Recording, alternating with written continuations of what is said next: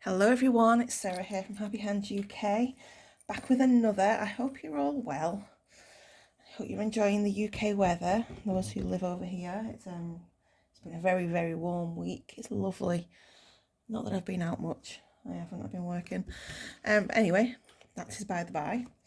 So today I thought, as I have still got so many scraps and the scraps are building up, I consider this as scrap simply because this is like the first lot of clay that I ever bought, and it must be 3 years old, and it's solid as a rock.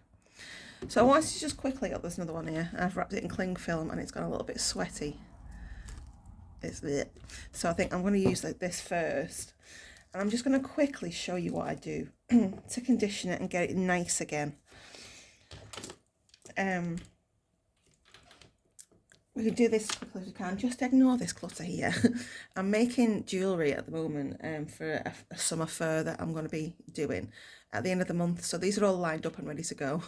So yeah, I'm not going to disturb them. I have them in order. So what I do is I start with just making some thin slices, and look, you can see how dry it is. It's very dry and it's going to crumble.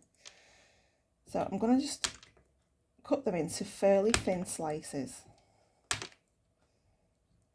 And I have seen this done on YouTube, but I have my own little twist to it. If I can find it, I don't know, I can't remember who I've seen it. I'll put the link and you can see how they do it if I can find it. I can't remember the lady's name, but she's very good. And then I put it onto a setting where it's going to squish it through. And I'll catch it because it's going to crumble. The first one, minus the hair, the first one I'll just crumble up into little bits like this because it's going to crumble anyway no matter what I do. And then I will just warm it in my hands. So I'll squeeze it between my fingers, and the heat from my fingers will help soften it. And already you can see it's coming together. Remember, this clay has been like in this state, without a cover, without being wrapped up, just that cling film for that one, wasn't it? For about 3 years, something like that.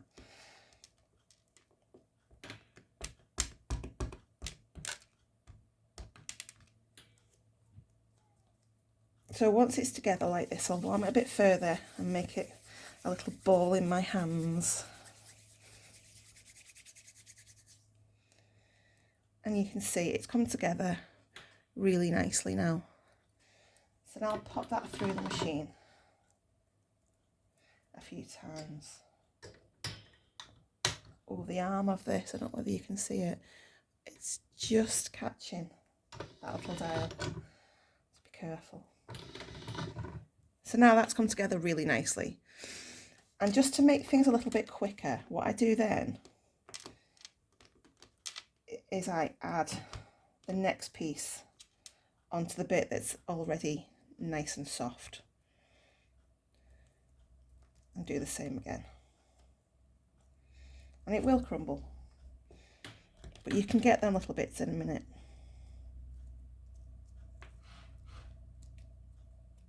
Squeeze it together, get it warmed, and you can pop it somewhere warm as well to start with if you want to. Maybe wrap it up in a little bag or something and sit on it for a while. You can do, there's a few things that you can do. So now the bit that's already conditioned will catch the crumbles as it goes through, so it won't go everywhere. Because that's half the issue, is the mess that it creates, because you get crumbs everywhere. So I've just picked up those little crumbs that are left. And you can see that I hook my hand underneath to try and catch any stray bits of crumbs. As you can see, that's coming through quite nicely now. And then I'll mop up any little bits. Put that through a couple of times. And then the same again, where I'll just pop a few pieces on and squish it in.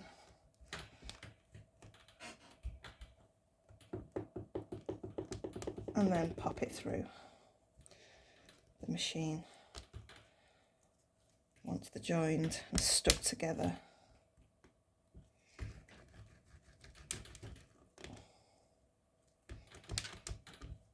So each time I'm adding a piece to the bit that's already conditioned. So it's less work really, because it holds together. It kind of, the bit that you've conditioned binds it together. And you can just go through again. If I was to do each individual piece, I'd have crumbs all over the place. So I just use the bit that's conditioned to catch those crumbs.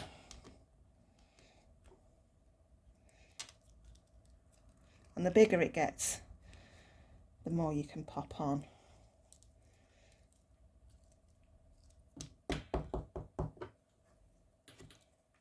And then it gets to a state where you can make a little sausage in your hand rather than a ball. And just give it a bit of a warm again before it goes through. But most of the crumbs, doing it this way, most of the crumbs will be caught. And it's not getting everywhere. This is just how I do it. I'm doing this on a fork.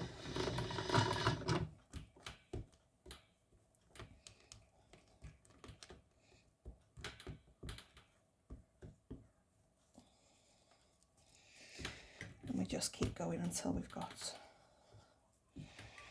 it all gone through.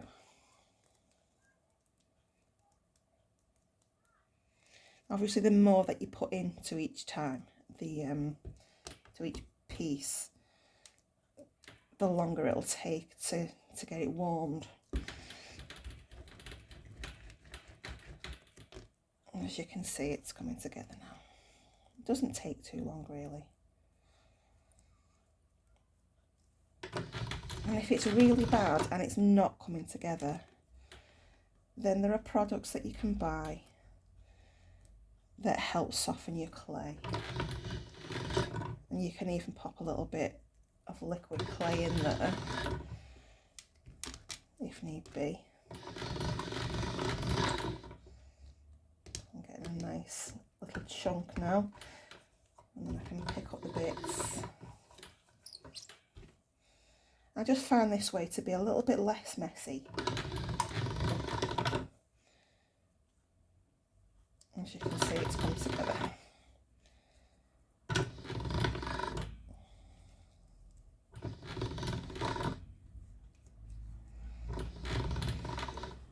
Which is better than just popping this through. I'm trying to do it this way. You see how it's all crumbling.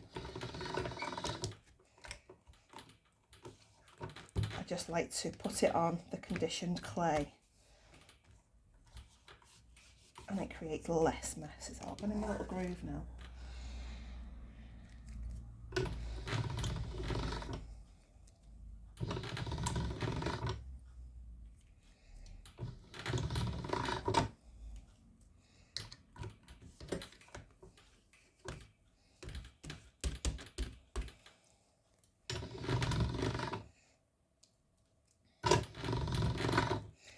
And you could, if you wanted to, lay your piece down and pop it through like that a couple of times, and then that'll catch it as well. I do that sometimes if I've got a lot.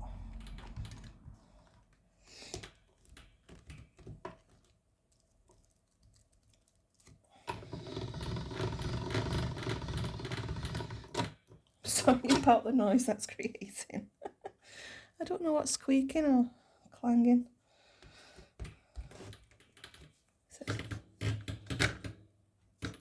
Let's just figure out where it is. It's my other arm. I've got two arms. Pick up all my crumbs.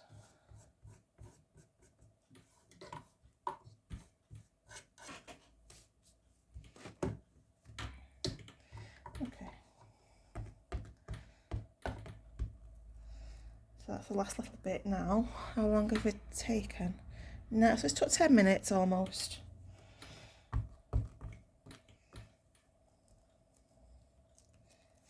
To revive this clay. You can see it's all crumbly, but it's not going everywhere.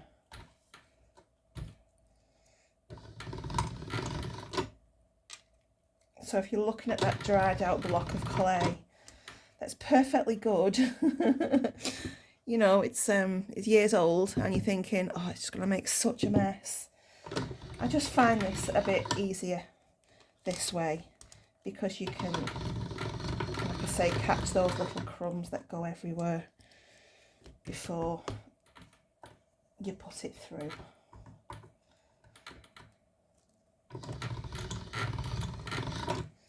And there we have it.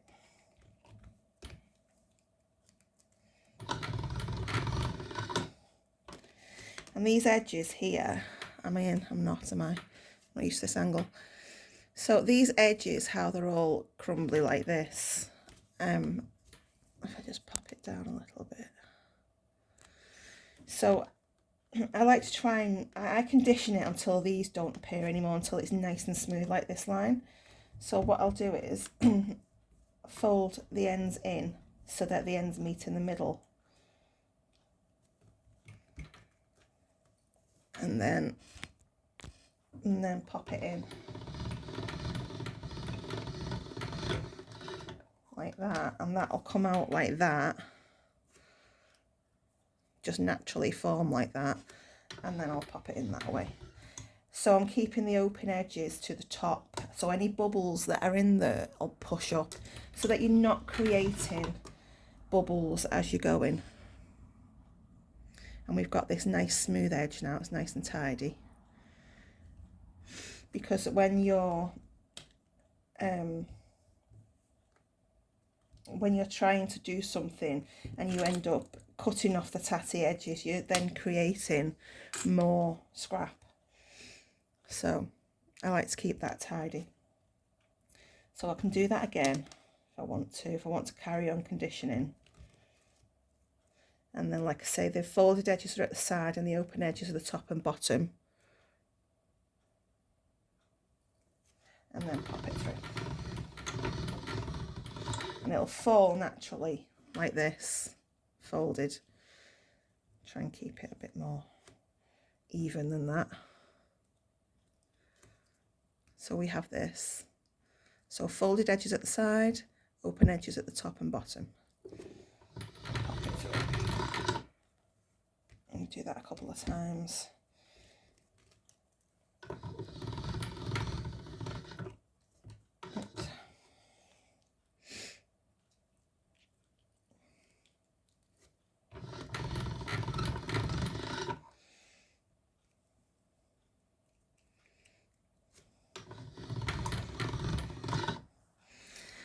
And you know when it's nice and conditioned, because these edges, see if I can get it to focus, are much less crumbly.